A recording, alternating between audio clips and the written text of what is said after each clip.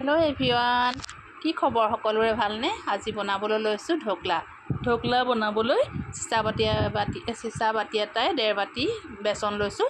তাতে দিছোঁ 1 চামুচ চেনি, আধা চামুচ নিমখ আৰু আধা চামুচ হালধি পাউডাৰ দি পেলাই এনেকৈ পানী দি বেটাৰটো বনাই লৈছোঁ। আৰু এতিয়া দিছোঁ 1 চামুচ ৰিফাইন তেল। এনেকৈ বেটাৰটো ধুনীয়াকৈ, তেল দিলে মানে বেছি কোমল হয়, এনেকৈ বেটাৰটো বনাই ল'ব। তাৰপিছত অকণমান হিং দিব, আৰু যদি নাথাকে তেতিয়াহ'লে নিদিলেও হয়, এইটো অপশ্যনেল হয়। হিং দিলে টেষ্টটো বেছি ভাল আহে। তাৰপিছত 10 মিনিটৰ কাৰণে এনেকৈ ঢাকি থ'ব।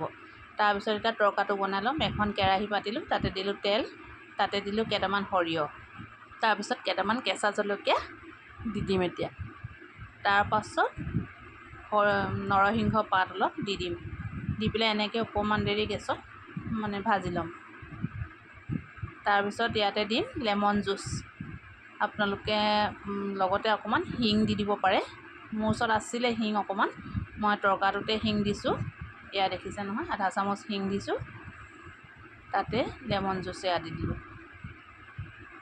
তাৰপিছত পানী দিম, পানী দি পেলাই অলপ দেৰি উতলাৰ পিছত নমাই থ'ম। 1 চামুচ চেনি আৰু আধা চামুচ নিমখো দি দিব তাতে। এনেকৈ তৰকাটো বনাই ল'লোঁ। তাৰপিছত এতিয়া আমাৰ এইপিনে বেচনখিনি হৈ গ'ল। 10 মিনিট ৰেষ্ট দিয়াৰ পিছত আমি এইখিনি পেন এখন পাতি তাতে এটা চচপেনত এইখিনি ঢালি দিম। অকণমান আকৌ এনেকৈ বেকিং চ'ডাটোৰ কথা পাহৰি গৈছিলোঁ ক'বলৈ।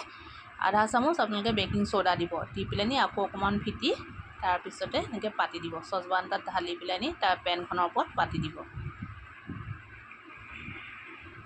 অলপ দেৰিৰ পিছত এনেকৈ চুৰি এখনৰ সহায়ত বা টুথপিক এডালৰ সহায়ত খুচি চাব।